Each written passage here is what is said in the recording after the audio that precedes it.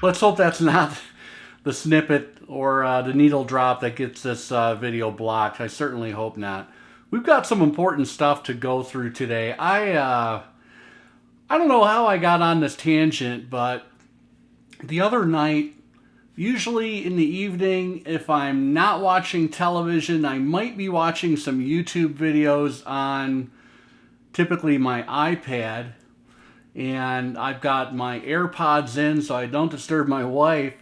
And I got on this kind of rabbit hole. I think I was listening on Spotify, then I moved over to YouTube.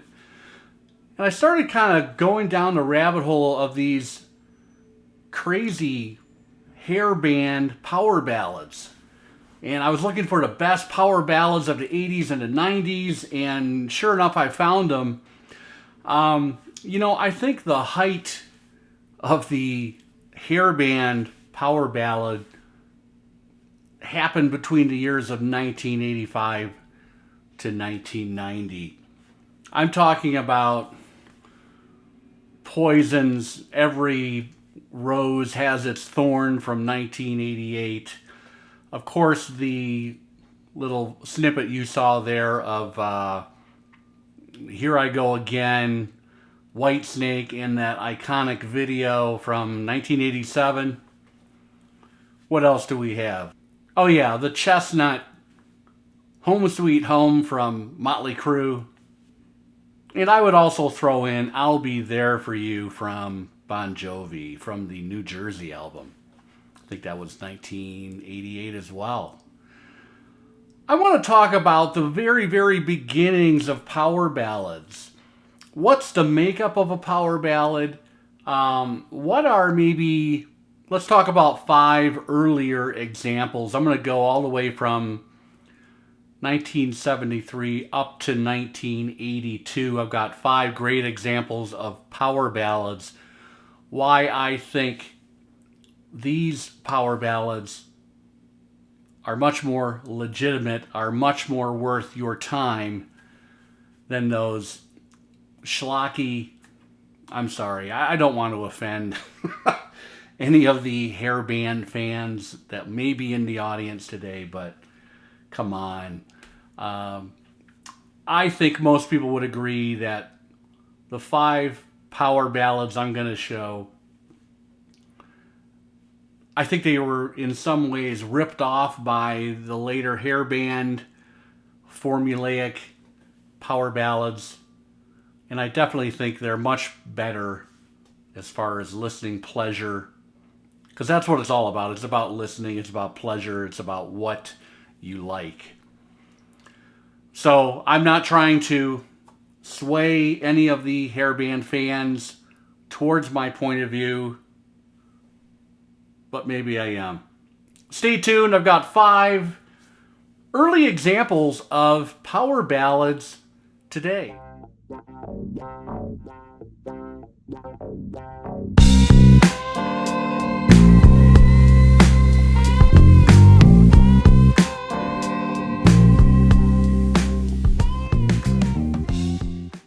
First of all, I guess we need to break down power ballads just briefly. They are typically a slow rock and roll ballad. There's usually some kind of an incredible guitar. Maybe it's a saxophone. Maybe it's keys or synths in the middle of the song. But these are all songs that have to do with romantic troubles. Or everlasting love, basically affairs of the heart. Let's go all the way back to 1973. That band from Chicago, Illinois, put out their second album, Sticks 2. This is a recent pickup, by the way. I have a really, really nice copy. This was mastered at Sterling by the founder of Sterling, which was Lee Holko. This album was on Wooden Nickel. This, of course, is way before Tommy Shaw got involved in the band and is kind of, I think, the main culprit right now from keeping Dennis Young out of the band and doing some kind of a cool reunion tour. I think they deserve to do that. I think the fans deserve this at this point in time. I don't want to slam Lawrence Gowan, who does a fine job copying Dennis DeYoung. But come on, man, let's get the original band back together, those that are left. I think that would be pretty cool.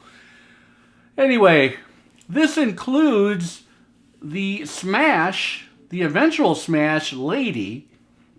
Lady was originally composed by Dennis DeYoung on electric piano at his house. It was all about his wife, a love letter to his wife, basically. And when they went into the studio, he noticed that there was an acoustic piano there. He sat down at the acoustic piano for the first time, having composed this on electric piano. That Lady song was actually supposed to come out on the debut Styx album. For whatever reason, it was left off. Anyway, he loved the sound of the song on acoustic piano, and that's what happened. Lady is a fantastic composition. It was, interestingly enough, it didn't do anything out of the gate in 1973. And legend has it, if you do some research online, there was a DJ at WLS Chicago, one of the powerhouse stations in the mid-70s, and even up to today. I don't think it's the same as it used to be. But anyway, this DJ played the song on a jukebox in a pizza parlor on the north side of Chicago. Convinced management at the station he wanted to add this into a regular rotation playlist. The rest is history. The thing broke out nationally in 1975. Lady is the only song still played live by Styx today. And it is just a fantastic, here we go, tour de force, an incredible song. This copy is in pristine condition. Go and try and find an original pressing of this. Look for the Sterling stamp and LH for Lee Hulko etched into the dead wax on one side. You'll be very pleased you found that. There is an authentic, one of the very, very early power ballads. From the same year, I would also raise a hand and point to Dream On, of course, from Aerosmith. I actually don't have a clean copy of that album, so I didn't want to include it in today's video, but I am going to have to give a shout out because they both came out in the same year. Lady and Dream On, two early precursors to what would eventually become a staple of late 1980s FM radio. Next up, I've got two power ballads that were both released in 1977. First of all, I think we need to give it up to Meatloaf, R.I.P. earlier this year, or was it late last year? Bad Out of Hell, produced by Todd Rundgren. Superstar cast of players on this album, including Roy Bittan on piano, Roy Bittan from the E Street Band. And 2 out of 3 Ain't Bad is the song that I am thinking about here. Definitely a power ballad, definitely a great song written by the great Jim Steinberg, R.I.P. a couple years ago. This is an original pressing. It's on the Epic label. The mix is a little muddy, but the power shines through on this thing. Great album. I need to find a better pressing of this album. Although I do have basically a near mint copy, but again, there's quite a bit of mud involved in this mix. Not really crazy about it. But what an incredible vocal performance by Meatloaf. And it's kind of a roller coaster ride. It's nothing like Paradise by the Dashboard light. But I remember as a kid riding in the car with my parents.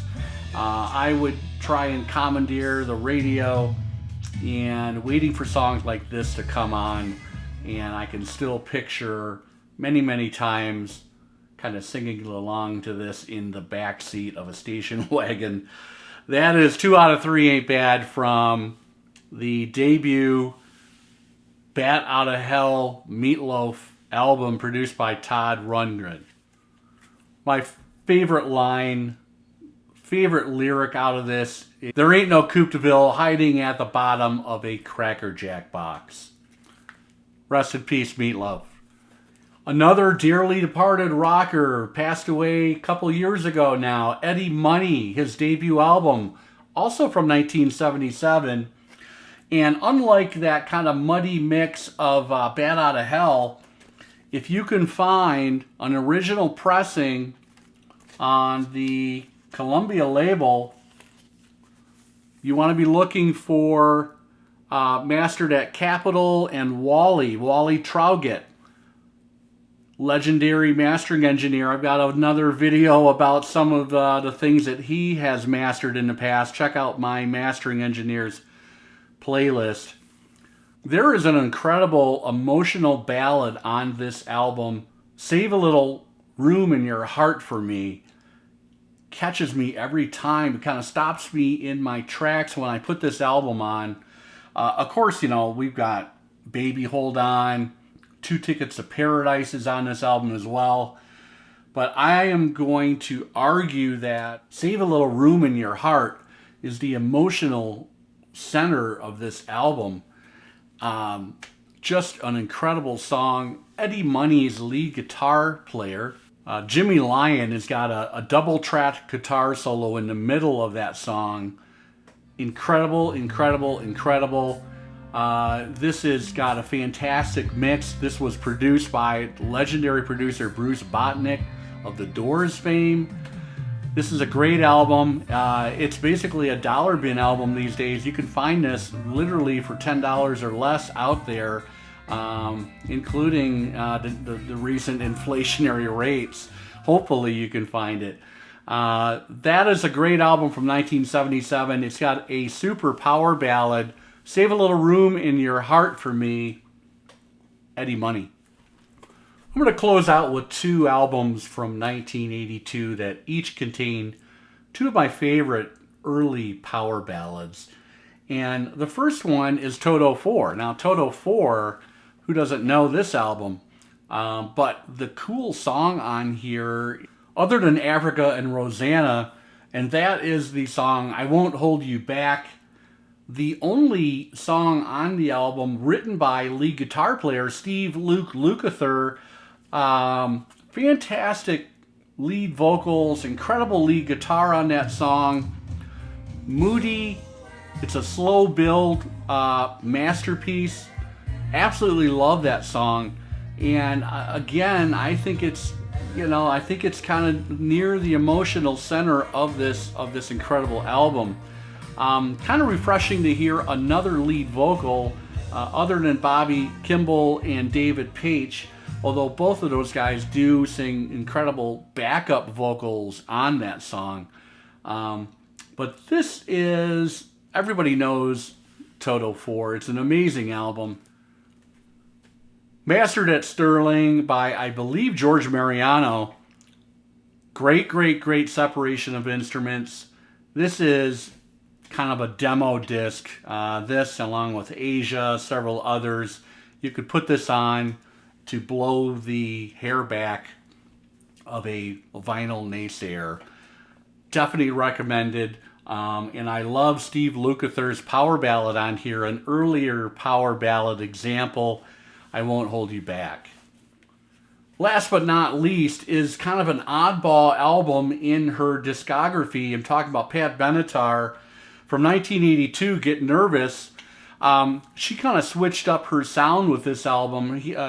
She and Neil Giraldo, of course. There is the band on the back cover. Neil, of course, is next to Pat. Did they make it into the Rock and Roll Hall of Fame? I think they may have. The lead-off track on side 1 is the song I wanted to focus on, Shadows of the Night, coming from a female perspective, but it's basically a love song to Neil Check out the lyrics sometime. This is a cool album. I like it. I think it sounds much better than the earlier Pat Benatar records as far as kind of mixing and mastering quality. This was on the Chrysalis label, and Shadows of the Night is a, you know, the sound of this album, like I said earlier, I think Pat Benatar had been influenced by some of the new wave bands and switched it up from a classic rock foundation to elements of new wave, new synthesizer sounds. But Shadows of the Night is definitely a power ballad. Neil Gerardo's got some great guitar, but there is a heavy synth and keyboard element in that song as well. You can definitely tell that new wave influence if you listen to a few other songs like Anxiety, parentheses Get Nervous, The Victim, Little Too Late, of course, and Tell It to Her. Great album from 1982. Get Nervous, Pat Benatar, and an early power ballad, Shadows of the Night. There it is. I could have went on with more, but I didn't want this video to run too long today. Hope everybody enjoyed it. I am Tim from the University of Vinyl. Please subscribe if you have not subscribed yet, and like the video if you liked it. That helps my content, my videos kind of spread across the YouTube ecosystem, and hopefully my videos will get out in front of some new people. They will discover hopefully some cool things that I've done in the past, and I plan on doing much more in the future. Thanks a lot, everybody. Have a great week.